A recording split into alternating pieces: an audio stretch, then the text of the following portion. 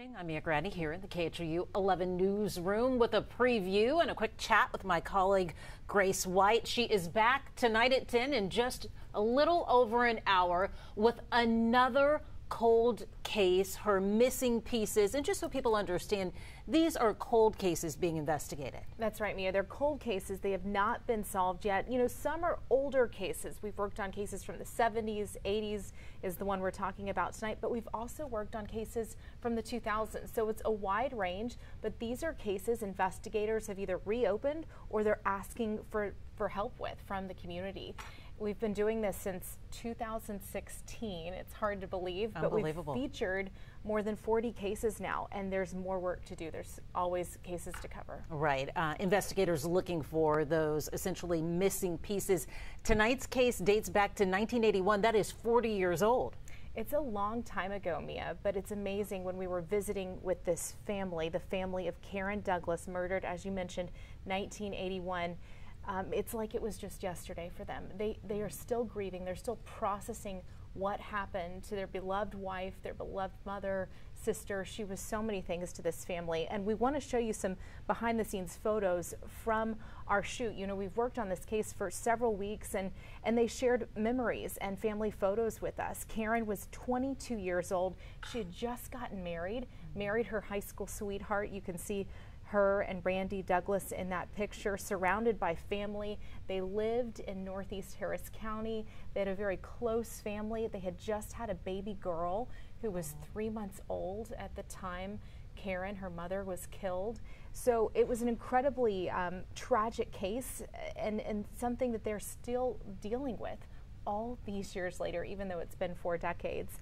So this happened, Mia, on August 11th, 1981. Karen, the mother, was found stabbed to death inside her home. Her husband had gone to work. She was at home with that baby, 3 months old. The baby was not harmed, but Karen was stabbed to death, and the killer never caught all these years later. Yeah. Since then, this case has been looked at again.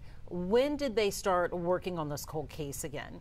So they've worked on it quite a bit over the years, and then they picked it back up around 2017 was when a detective with the Harris County Sheriff's Office, actually a sergeant, started re-looking at the case and going through the list of possible suspects. They always have, you know, investigative notes that they turn back to and kind of places they look to see what's been done and what still needs to be done.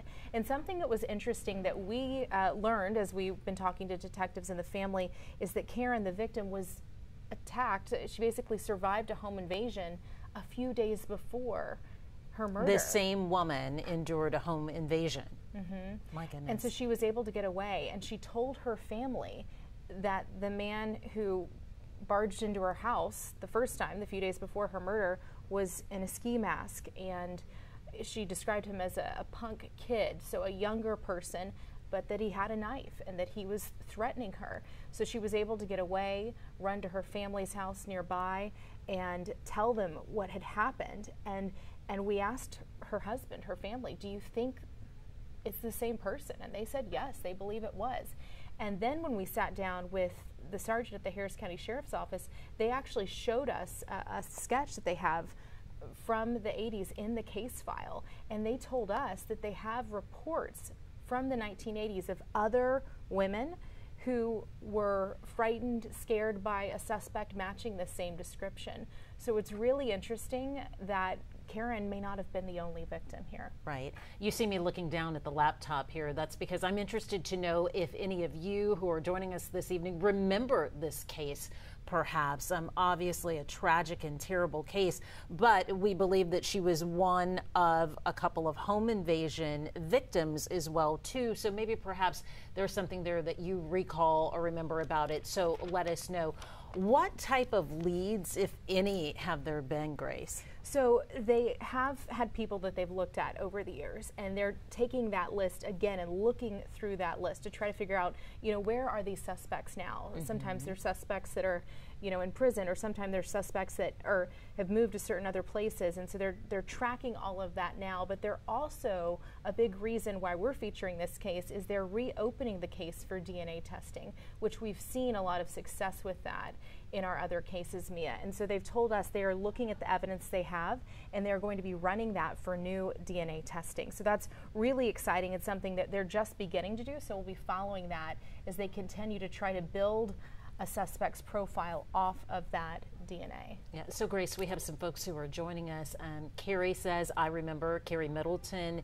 Debbie Lewing Bowman says, yes, we were very close friends with her family. I'm so sorry, because when the family is impacted like that, it is trauma for years. And of course, the friends and other family members feel it as well too.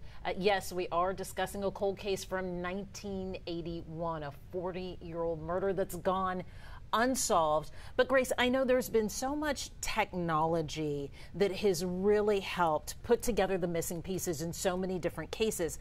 I know a case that you have followed very closely, our Jane Doe case that was out of Walker County, that just earlier this week reported finally that they were able to ID the Jane Doe. That was because of DNA technology. It was, and it's amazing, Mia, to see what DNA testing can do for these older cases. So it's wonderful to hear from people who remember Karen's murder and who have hoped all these years for some sort of justice, some sort of resolution, and to see them reopen these cases for DNA testing.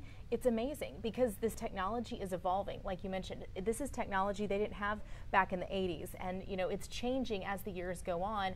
And so we've seen investigators start to reopen these older cases and really give them a fresh set of eyes. They can take these profiles, Mia, and start to build a suspect's profile and compare that sometimes to relatives, distant relatives, finding family trees and building those out. So it really becomes a whole new investigation for these cases and these families. And it certainly gives them hope. And covering, as you mentioned, that Jane Doe out of Walker County, that gave us so much hope to see that case have an identification from, again, 1980. Yeah, and that's in large part why you even explore and delve into these cases, with hopes that by getting the word out there that someone will know something and be able to come forward to investigators and detectives. I always say it takes a village for these cases. It takes everybody working together, and the community is a big part of that.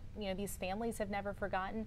Karen's friends have never forgotten. This is a young couple that knew a lot of people in the Houston area, and certainly that helps, that awareness to these cases. It definitely does. I know you're going to have much more coming up tonight at 10. You're going to talk a little bit more about that ski mask and the direct technology being used with it and the hopes there. So we are eager to learn more. We're glad that this case is being explored again, and hopefully they'll get some type of answers soon. Grace White, thank you so much for your time. We're going to hurry and scurry off and get ready for the 10 o'clock news now coming up in a little bit less than an hour. Of course, you can continue to leave your comments right here on Facebook as well, but we will see you a little bit later at 10. Thanks.